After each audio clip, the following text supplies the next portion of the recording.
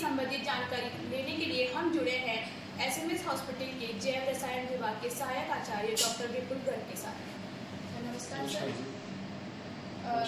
मेरा पहला क्वेश्चन ये है कि जो ब्रेन ट्यूमर है काफ़ी लोगों के अंदर है, लेकिन उनको पता नहीं कि ये क्या है, तो आप इसके बारे में बता सकते हैं कि एक्चुअल में ब्रेन ट्यूमर क्या है? Actually brain tumour by definition तो अपन बोलते हैं कि space occupying region in brain. Basically क्या होता है कि अगर कोई भी एबनॉर्मल ग्रोथ होती है ब्रेन में या फिर कोई मास प्रोड्यूस होता है जिसकी वजह से कोई इफेक्ट आता है बॉडी पे, वो ब्रेन ट्यूमर। सर, लोगों में ये लक्षण किस प्रकार से देखे जा सकते हैं ब्रेन ट्यूमर के? एक्चुअली मोस्ट कॉमन जो अपन लक्षण बोलते हैं सिम्टम है हेडेक। मतलब अगर किसी के लंबे टाइम से हेडेक है, परसिस्टेंट हेडेक है, तो वो हो सकता है कि उसमें ट्यूमर हो।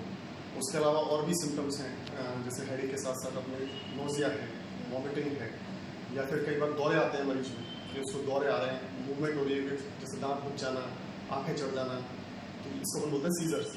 तो सीजर्स हैं, दौरे हैं, साथ में अगर उसकी नॉर्मल कोई मेमोरी इफेक्ट हो रही है, कोग्निटिव फंक्शन इफेक्ट हो रहा है, या फिर हम बोलते हैं कि उसकी जो कॉन्शियसनेस है उसमें कोई लेवल में गिरावट है, तो ये सारे सिम्टम हैं जो कि या फिर कोई आई में प्रॉब्लम आ रही है, उसके देखने में उससे प्रॉब्लम आ रही है, सुनने में कोई प्रॉब्लम आ रही है, या फिर कोई सेंसरी लॉस है, जैसे टच में जो अपन टच करते हैं उसका सेंसेशन नहीं आ रहा है, तो ये सारे जो सेंसेशन हैं, ये सारे जो सिम्टम हैं वो बेसिकली हो सकता है कि वो ट्यूमर की तरफ इंडिकेट करें।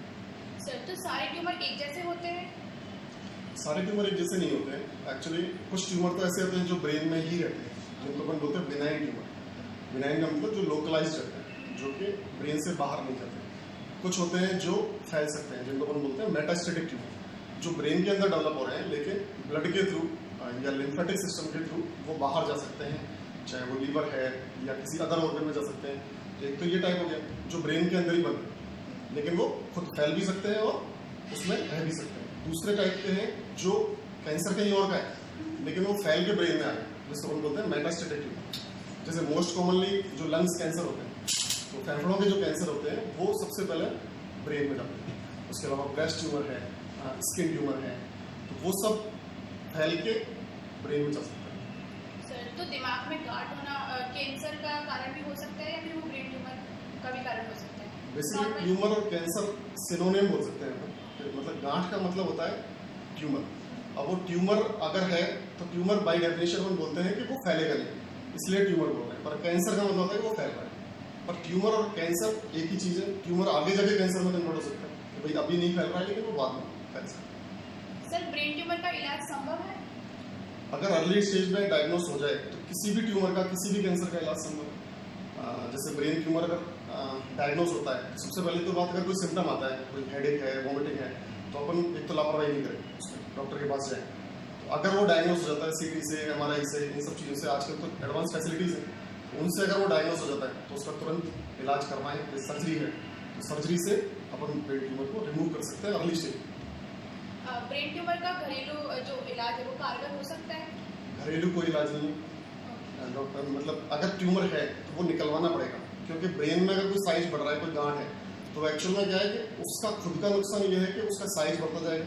ब्रेन क्या है, स्कल में है, वो एक पैक्ड स्पेस है। अगर किसी सेल का साइज बढ़ रहा है तो वो दूसरी स्ट्रक्चर्स पे ब्रेन की पे प्रेशर डालता है, उसकी वजह से दिक्कत होती है। तो उसका कोई घरेलू उपाय नहीं है, उसका इलाज है कि उसे निकलवा ही दी जाए, वही इलाज है। तो इसकी इलाज या रोकथाम के बारे में आप मतलब बताना चाहेंगे? एक्चुअली रोकथाम भी एज सच ट्यूमर की कुछ नहीं है इस ट्यूमर की, पर कुछ फैक्टर्स हैं जिसकी वजह से ट्यूमर जनरेट हो सकता है। अगर उन फैक्टर्स को अपन अवॉइड करेंगे तो वो जरूर रोकथाम में काम आ सकते हैं। जैसे हम बोलते हैं स्मोकिंग है, स्मोकिंग नहीं करनी चाहिए जिसकी वजह से ट्यूमर होता है, या एल्कोहलिक जो पेशेंट होते हैं, मतलब जो ड्रिंक करते हैं, तो उसकी वजह से भी ट्यूमर प्रेसिडेट होता है। या फिर जैसे अपन बोलते हैं multiple x ray exposure, ionising exposure, जैसे कई हैवी डोज ऑफ एक्सरेज है, अगर वो पेशेंट को लगेगी वो भी ट्यूमर को प्रोड्यूस कर सकता है। तो ये सारे जो फैक्टर हैं, या फिर जैसे कुछ लोग हैं जो पेस्टिसाइड इंडस्ट्री में काम करते हैं, या जो किसान हैं जो पेस्टिसाइड के संपर्क में रहते हैं, या फिर रबर इंडस्ट्रीज हैं जैसे, तो उनमें जो काम करते हैं उनमें ज़्यादा चांसेस होते हैं कि उनमें ट्यूमर डेवलप हो। तो बेसिकली उन फैक्टर्स को अगर अपन हटा दें तो क्या होगा कि ट्यूमर की रोकथाम हो सकती है, अपन ये कह सकते हैं। तो आप हमारे ज्ञानी के दर्शकों को क्या संदेश देना चाहेंगे? मैं संदेश ये देना चाहता हूँ बेसिकली कि अगर कोई भी सिम्टम जो मैंने बताए, परसिस्टेंट हेडेक है या वॉमिटिंग है, नोजिया है, तो बेसिकली उसको अवॉइड नहीं करें, है ना। उसको अगर लगता है कि सिम्टम है तो उसको जल्दी से जल्दी डॉक्टर को दिखाएं, ताकि अगर ट्यूमर डेवलप हुआ है, बेसिकली ये सब चीज़ें और कंडीशंस में भी होती हैं, पर अगर आप उसको दिखाएंगे और डायग्नोस होगा, जल्दी डायग्नोस होगा तो जल्दी ट्रीटमेंट होगा।